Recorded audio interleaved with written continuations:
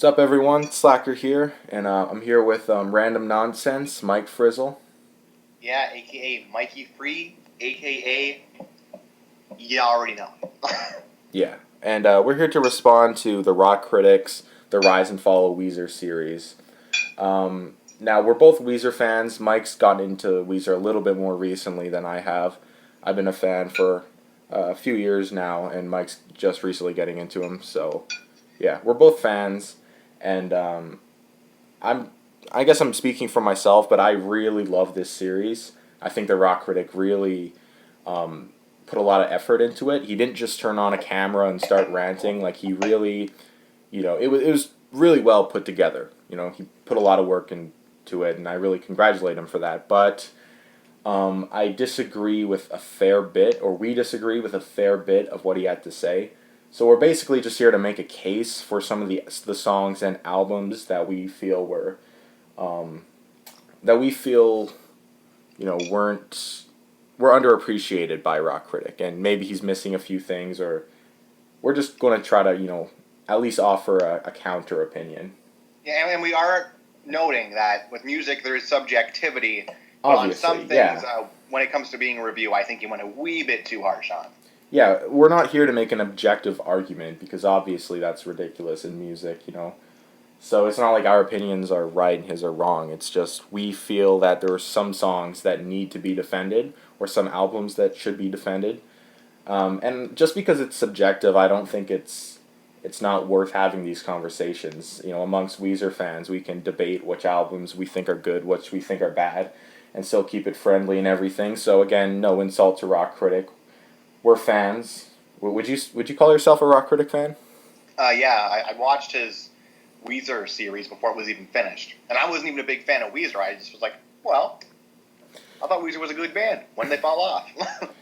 Yeah. So I guess what'd be a good place to start? I mean, I guess briefly start with At like the beginning. the first four albums. I guess. I mean, to me, the first two are 10 out of 10s. Blue Album and Pinkerton. They're just classic albums. And then Green Album was pretty solid, but compared to Pinkerton and Blue Album, it was pretty disappointing. But yeah, I think it's solid work. Really like some of the songs in there. Maladroid I thought was even better than Green Album, but still wasn't on par with the first two. And yeah, so then we get to Make Believe, and this is where Rock Critic starts to claim they fell off. And I'm just going to come out and say it. This album is really not that bad. In fact, most of it I think is pretty good. Yeah, as far as I'm concerned, I've listened to it, and if you were to give any flaws to it, you could say that it goes way too slow at the end and has some songs that might seem a wee bit too drawn out, but at the same time, it doesn't sound bad. No, musically it's not bad. I mean, and there's a lot of songs on there that actually make it pretty solid. Like, I guess now it's time to tackle the big one, you think? The big one, Beverly Hills. Jeez, I I'm sorry, but I love this song. I don't know why. I've tried to listen to it, like after I heard his opinion on it, I tried to listen to it and think, okay, I'm going to listen to this objectively. I'm not going to have my own bias because I guess you can consider it nostalgic for me because it's like one of the only Weezer songs I remember like when it came out and hearing it. But nostalgia aside, I still think it's a really solid song. Like I don't see the problem. Well, lyrically, I don't see an issue. Now, you could argue that maybe the instrumentation is a bit basic, but it was a single in the early 2000s. Yeah, but even then, is it really that lazy? You know, I mean, Well, you could say that the clapping is a bit much, but at the same time, I feel the song's trying to project a certain sound onto the audience. yeah, it's a pop song, and I don't have a problem with Weezer doing pop songs. I mean, if you listen to Green Album, that's an incredibly poppy album. Now, granted, it's a different type of pop, but I mean, maybe it's like if you were a Weezer fan before Beverly Hills came out, and then you heard Beverly Hills, and it was just why are they doing a pop song now? Maybe that's it, but as somebody who got into Weezer like years later, and like someone who doesn't have that bias of, being there when it came out and being disappointed, I really, again, don't see a problem. It's a damn catchy chorus, I think, and one thing Rock Critic really had to say about it was like the tone and the vibe of the song, saying that it's too mean spirited for Weezer. Not mean spirited, but it's a bit too. It's just against Weezer's ideals, I guess, or it doesn't sound like it's a Weezer type message, which I don't really understand at all. Weezer has always been about, trying to, just kind of being who they are, sort of.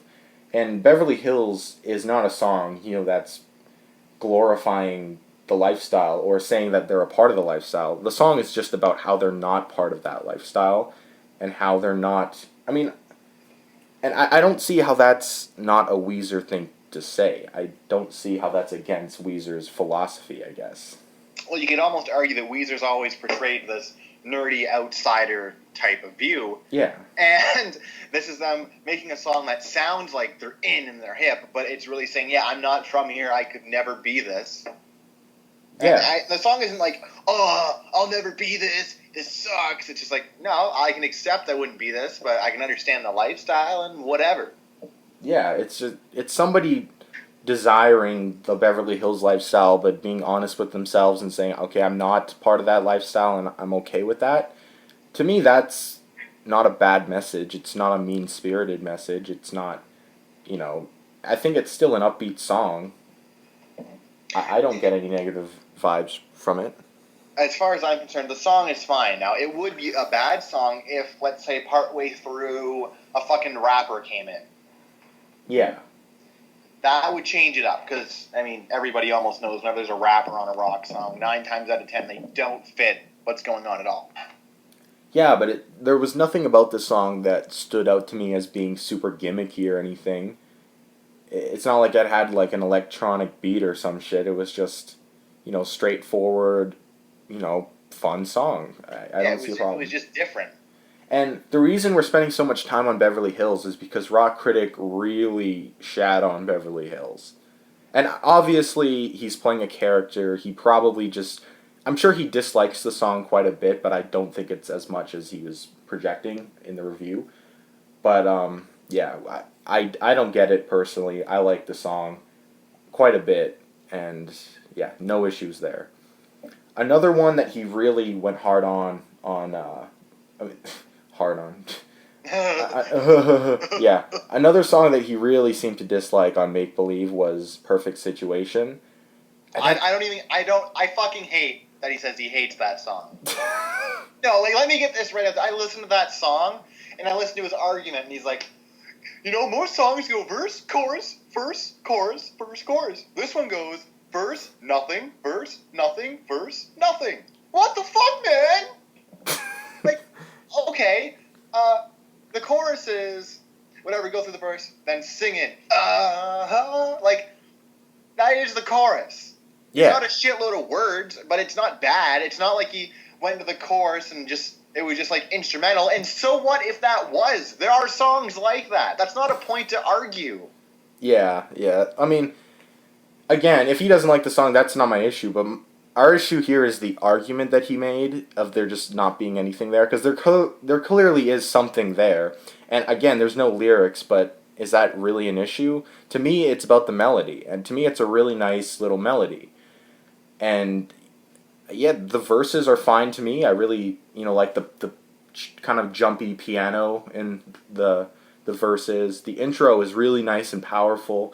And to me, the chorus is really cool. Hey Jude by the Beatles it's just na-nas. And it's still considered one of the greatest songs of all time because it's the melody that matters there. Now, if every song on Make Believe was just like that, with no words in the chorus, then maybe I could see a point, but just one song where it's done effectively, in my opinion, I don't see how that's an argument. Yeah, I don't see his argument. And did he also say that he doesn't like the verses very much either? The song seems a bit much. Yeah. To which I say I totally comprehend the song about being in that kind of a relationship or wanting to be in a relationship with this girl. I understand the song. I don't know. Maybe he's really sexually repressed. But Yeah. whatever. There's no need for ad hominem attacks here. Yeah, I just because, think again, he's Rock Critic... necessarily hard on the song. Yeah, Rock Critic's cool. It's just, makes a bad argument every so often. But yeah, Perfect Situation. I almost say I like it better than Beverly Hills. I think it's a great single. Yeah, yeah, it does. The thing with both of those songs is they both have a different vibe to them, which is great for singles. Yeah, and yeah, I really struggled to see the problem here. There's really not many points. I mean, in Beverly Hills, okay, the instrumentation is pretty simple, typical. It's nothing special there, but I still like the song past that, and I don't see how it's such an offensive song. With Perfect Situation, I actually struggled to see what's wrong with it. And yeah, there's nothing like... Once again, it's one of those songs where... what am I supposed to say? Like, what? I can't find a bad point about it. I can't even think of one. And I'm not like this hardcore, yeah, man, every song by Weezer is amazing, bro. It's just like... That song, I listen to it as a fan of rock music, as a guy that buys physical CDs, and said if I heard Beverly Hills and then I heard Perfect Situation on the radio, I'd fucking buy Make Believe. Hands down, take my money. Yeah. Like... Yeah, I don't see an issue. Now, the rest of Make Believe, he was fairly hard on, but, yeah. Cool. But those were the two songs I really wanted to address. Hold Me, I think he kind of undersold that song. I really think that's a great track.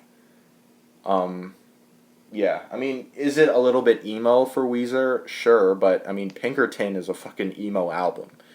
I mean, Make Believe is nowhere close to as emo as Pinkerton, and that's not a bad thing. I love the tone of both of those albums. Well, here's the way I look at it. Well, what's wrong necessarily with sounding emo or too down on yourself? I mean, to me, it doesn't come off as whiny, at least most of the time. And when it comes off as whiny, it's expected, because Rivers Cuomo has always been a whiny songwriter. Well, yeah, and if you want to talk whiny, you know who's made an entire career off sounding whiny? Simple Plan. Yeah. Maybe not necessarily not emo, but I mean, when they get pathetic sounding, they get pathetic. Yeah, to me, Simple Plan is an example of a bad... I mean, calling Weezer emo compared to a band like Simple Plan is just, Simple Plan to me is... If Make Believe sounded like Simple Plan, then I would completely get it, but it doesn't sound like that to me. To me, it's genuine emotion, at least most of the time. And it's not completely exaggerated. Yeah, it's not like, lock yourself in your room, like Simple Plan bullshit. With the radio turned up so loud, so no one can hear you screaming. Yeah, that's not the vibe you get from Make Believe. And it's not like every song is like that. Like, We Are All on Drugs, that song isn't emo at all, and to me it's pretty rockin'. I mean, I love the intro thing, the intro bit. The verses are pretty good, solid, but the chorus, to me, that song is great. Yeah, and you could almost say on that album is almost like a product of a 2000s rock. That's honestly what it sounds like. It sounds like what you would hear in late 90s and early 2000s rock music. Like, it doesn't sound like it's fucking outside of where it should be or too much of either. It's like, to me, it's relatively solid. Like, if I were to give it a rating out of 10, I'd give it like a 7. Yeah, to me it's a 7.